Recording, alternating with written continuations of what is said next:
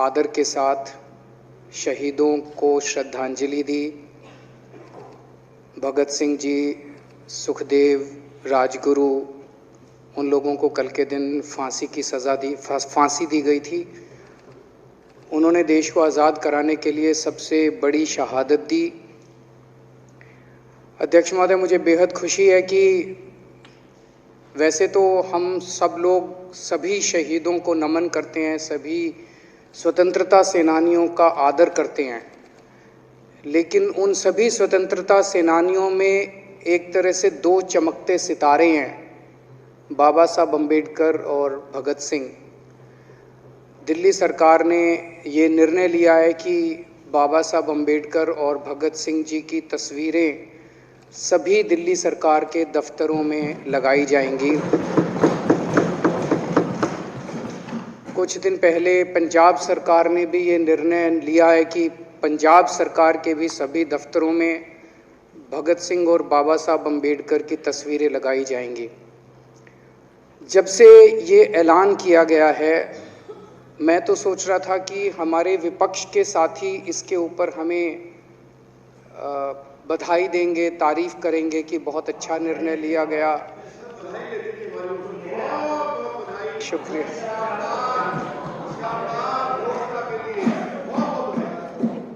लेकिन जब से ये ऐलान किया है कि इतना, यहाँ तो कहने के लिए कह दिया, बाहर एक मिनट मेरे को पूरा, हमें इतना क्रिटिसाइज किया जा रहा है। बीजेपी वाले कह रहे हैं कि बाबा साहब अम्बेडकर और भगत सिंह की क्यों लगाई, सावरकर की क्यों नहीं लगाई, हेडगेवार की क्यों नहीं लगाई। तो मैं कह रहा हूँ भाई, सावरकर की और हेडगेवार की तुम लगा लो। अब देखो, जो बोल रहे थे उसमें तो किसी ने टिप्पणी नहीं की। मैंने कहा भाई सावरकर की बोल रहे हैं, सावरकर की और हेडगेवार की तुम लगा लो, हम बाबा साहब अम्बेडकर की और भगत सिंह की लगा लेते हैं। कांग्रेस वाले चिल्ला रहे हैं इंदिरा गांधी की क्यों नहीं लगाई, राजीव गांधी की क्यों नहीं लगाई, सोनिया गांधी की क्यों नहीं लगाई। तो हम कह रहे हैं भाई इंदिरा गांधी की तुम लगा लो, हम तो बाबा साहब अम्बेडकर की और भगत सिंह की लगाएंगे। अध्यक्ष महोदय, मेरे को पता नहीं था ये लोग बाबा साहब अम्बेडकर और भगत सिंह से ऐसी नफरत क्यों करते हैं सारे प्रतिपक्ष के लोग। मैं आपको बताता हूं क्यों करते हैं, और खासकर बीजेपी वाले बाबा साहब अम्बेडकर से इतनी नफरत क्यों करते हैं, मैं बताता हूं आपको।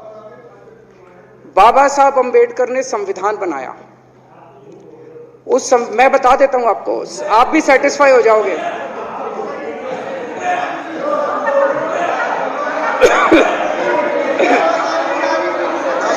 सुन के चले जाना। बाबा साहब का नाम सुनते ही वॉकआउट कर गए। बाबा साहब का नाम भी नहीं सुनना चाहते। बाबा साहब अम्बेडकर का नाम सुनते ही सुन तो लो।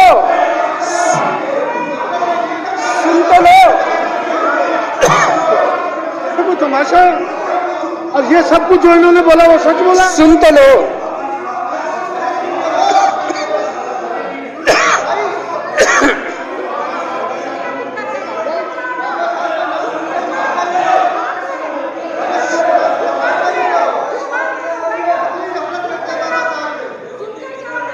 बाबा साहब अम्बेडकर ने, सदस्यों से प्रार्थना कर रहा हूं, अध्यक्ष महोदय, बाबा साहब अम्बेडकर ने, मुख्यमंत्री जी बोल रहे हैं, डिस्टर्ब ना करें प्लीज। नहीं, ये कोई तरीका। सत्य कौन बोल रहा था? सत्य क्या बिजुली जी ने बोला? सब आप बैठ जाइए। अब बाबा साहब अम्बेडकर ने देश का संविधान बनाया। संविधान में लिखा उन्होंने कि भारत के अंदर जनतंत्र होगा। इस जनतंत्र के अंदर चुनाव होंगे। चुनाव में जनता वोट डालेगी। वोट डाल के जनता अपनी सरकार चुनेगी। वो सरकार लोगों के सपनों को पूरा करने के लिए काम करेगी। बीजेपी को ये पसंद नहीं है। बीजेपी नहीं चाहती चुनाव हो। बीजेपी चाहती है कि चुनाव खत्म हो जाए। चुनाव होने ही नहीं चाहिए। चुनाव गंदी बात है इनके हिसाब से। चुनाव गलत बात है इनके हिसाब से। एमसीडी के अंदर 15 साल इन्होंने जम के लूटा। लूटने के सारे दुनिया के रिकॉर्ड तोड़ दिए। गिनीज बुक वालों की मीटिंग चल रही है कि भारतीय जनता पार्टी का नाम आने वाला है गिनीज बुक के अंदर, एनसीडी का और बीजेपी वालों का। शानदार इन्होंने परफॉर्मेंस किया है। 15 साल के अंदर इन्होंने लूटने में कोई कसर नहीं छोड़ी।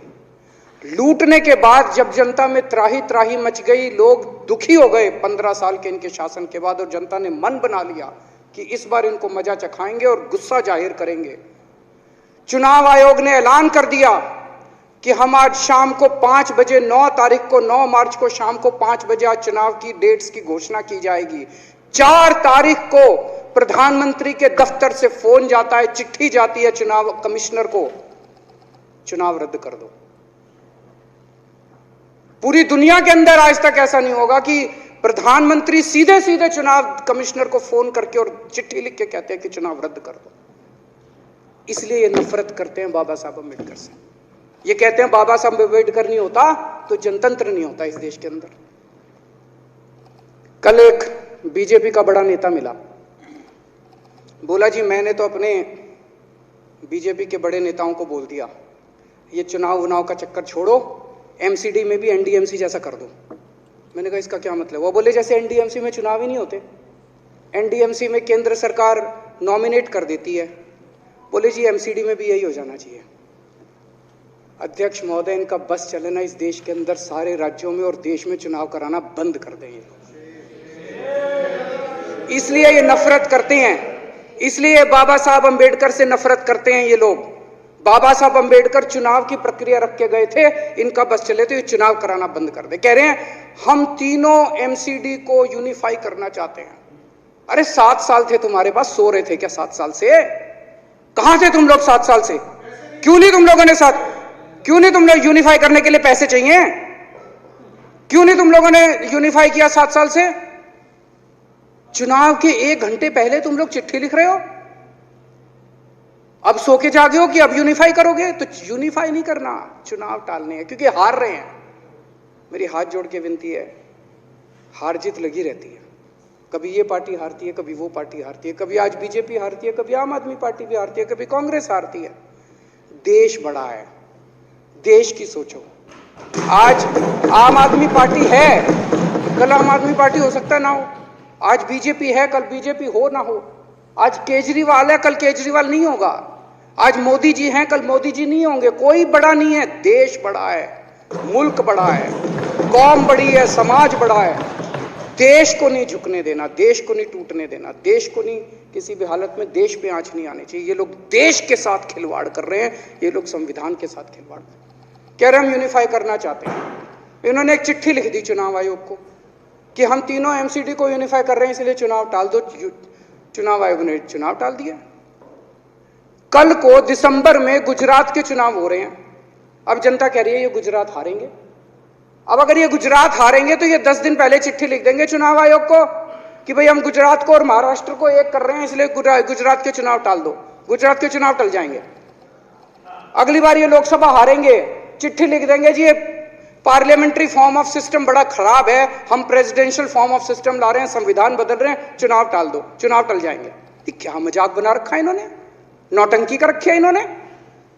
भारत जनतंत्र है, देश ये बर्दाश्त नहीं करने वाला जो इन्होंने नौटंकी कर रखी है।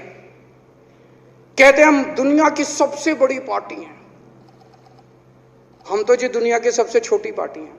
फिर भी डर गए तुम लोग।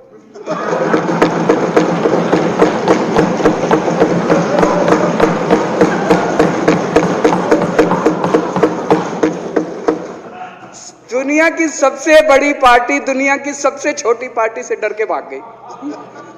क्या कायर हो यार। हिम्मत है तो चुनाव लड़के दिखाओ बीजेपी वालों, मान जाएंगे तुम। हिम्मत है तो चुनाव लड़के दिखाओ। कहते हो 56 इंच का सीना है, नहीं तो मान लो 56 इंच का सीना नहीं है, झूठ। नहीं तो मान लो कुर्ते के नीचे 56 इंच का सीना नहीं है, झूठ है ये। कल मैंने देखा, आपको भी बुरा लगा, मैं आपके कमरे में जब चाय पीने आया, आपने मेरे साथ अपना दुख शेयर किया कि जब एलजी साहब ने भाषण शुरू किया, ये सारे खड़े हो गए नारे लगाने। क्या कश्मीर फाइल्स टैक्स फ्री करो, और पीछे से 2 जने कह रहे थे दारू की दुकानें बंद करो। अब इनको भी नहीं पता आज नारे किस चीज के लगाने, ऊपर से आया तो था ऊपर से आया तो था। तो 2 जने कह रहे थे दारू की दुकान बंद करो, आगे वाले कह रहे थे कश्मीर फाइल्स टैक्स फ्री करो, फिर दूसरे वाले ने कहा बे आज कश्मीर वाला नारा लगाना है। तो जैसे रैलियां होती हैं उसमें कुछ टीवी वाले माइक लगा देते हैं कि हाँ जी किस लिए आए हो, तो वो यूं यूं देखता है किस लिए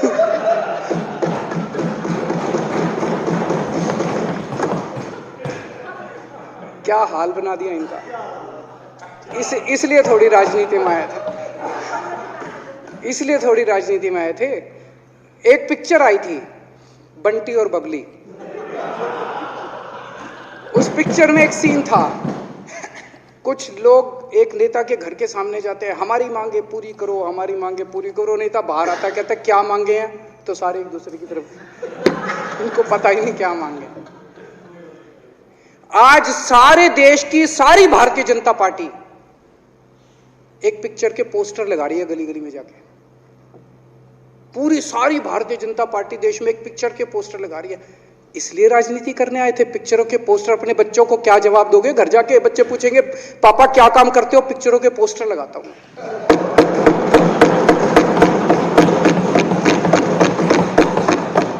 8 साल केंद्र सरकार चलाने के बाद अगर किसी देश के प्रधानमंत्री को विवेक अग्निहोत्री के चरणों में शरण लेनी पड़े तो इसका मतलब उस प्रधानमंत्री ने 8 साल में कोई काम नहीं किया,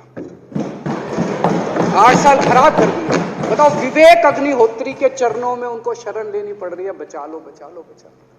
अगर किसी प्रधानमंत्री को कह रहे कश्मीर फाइल्स टैक्स फ्री करो, अरे यूट्यूब पे डाल दो, फ्री हो जाएगी। टैक्स फ्री क्यों करा रहे हो? इतना ही तुमको शौक है, विवेक अग्निहोत्री को बोलो यूट्यूब पे डाल देगा, सारी पिक्चर फ्री है, सारे जने देख लेंगे एक ही दिन के अंदर। टैक्स फ्री की क्या जरूरत है?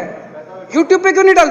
कल एक मैंने अखबार में पढ़ा, हरियाणा के अंदर एक भारतीय जनता पार्टी का ही एक एमएलए था, उसने कहा आज मैं पार्क के अंदर इसकी फ्री स्क्रीनिंग करूंगा।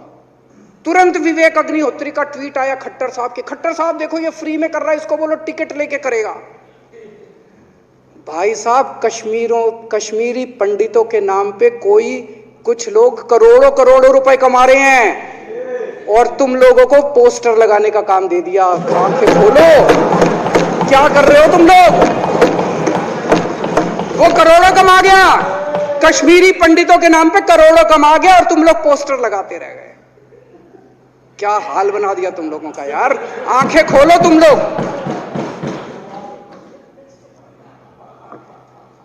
भेड़ बकरियों की तरह हाँक रखा है पूरे बीजेपी वालों को, भेड़ बकरियों की तरह हाँक रहे हैं। एक दिन बोले 3 का कृषि कानून लेके आए हैं, बहुत शानदार है, और फिर नीचे मैसेज आया भाई सारे जने तारीफ करो मोदी जी की। सारे बोले वाह मोदी जी वाह, क्या मास्टर स्ट्रोक है। और मेरे को याद है इसी सदन के अंदर इन लोगों ने उन 3 कानूनों की खूब तारीफ की थी, बोले क्या मास्टर स्ट्रोक है और क्या शानदार कानून लेके आए। 1 साल के बाद फिर आया भाई 3 कानून वापस ले लिए, बोलो फिर तारीफ करो मोदी जी की, भाई कानून बेकार थे मोदी जी। क्या इसी सदन के अंदर इन लोगों ने इतनी बेशर्मी, दिमाग पे ताला लगा रखा, इन्होंने कहा वाह मोदी जी वाह, क्या 3 कानून खराब थे आपने वापस ले लिया, देश को बचा लिया। क्या मास्टर स्ट्रोक, ये क्या हाल बना दिया आप लोगों का यार। फिर थोड़े दिन बाद बोले भाई दारू की दुकानों के खिलाफ करो, फिर सारे जने दारू की दुकान बंद करो, दारू की। अब दारू ठीक हो गई दिल्ली में? आजकल तो शोर नहीं करते तुम लोग।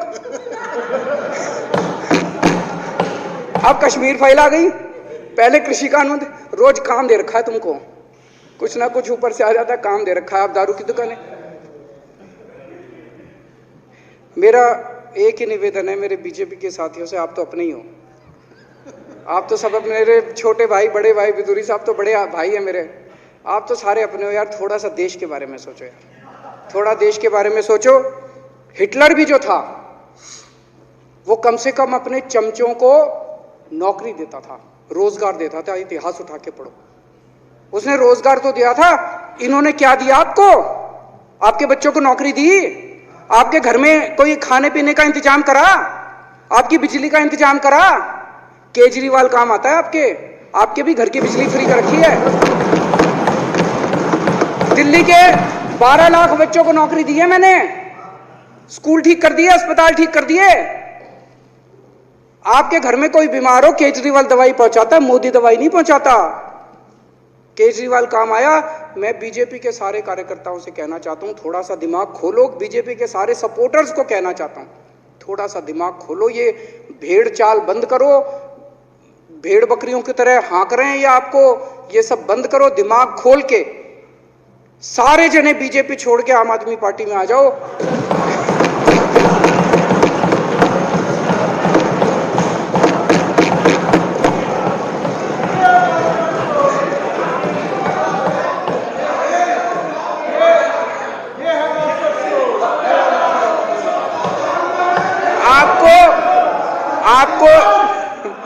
आपको इज्जत मिलेगी, सम्मान मिलेगा। आपसे कतई झूठे नारे नहीं लगवाएंगे।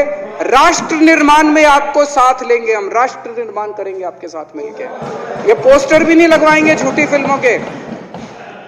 और जो भी करना हो, कम से कम यार ये पिक्चर का प्रमोशन करना तो बंद करो। ये गंदे लगते हो तुम लोग, अच्छी शोभा नहीं देता आप लोगों को। यार आप अच्छे आदमी हो, कुछ करने आए थे राजनीति में, कहां पिक्चर के पोस्टर और प्रमोशन करने में लगा दिया। कल एलजी साहब की स्पीच पूरे देश ने सुनी। एलजी साहब को एक तरह से केंद्र सरकार का नुमाइंदा माना जाता है। एलजी साहब ने भी हमारी सरकार की कितनी तारीफ करी। 50% जीडीपी 5 साल के अंदर बढ़ गया। भारत में आज तक कभी किसी राज्य का नहीं बढ़ा। इतने शानदार काम दिल्ली सरकार ने किए हैं कि केंद्र सरकार द्वारा नियुक्त एलजी साहब ने भी दूसरी सरकार की, आम आदमी पार्टी की सरकार की भूरी भूरी शब्दों में तारीफ की। मैं एलजी साहब का बहुत बहुत शुक्रिया अदा करना चाहता हूं और इस धन्यवाद प्रस्ताव का समर्थन करता हूं।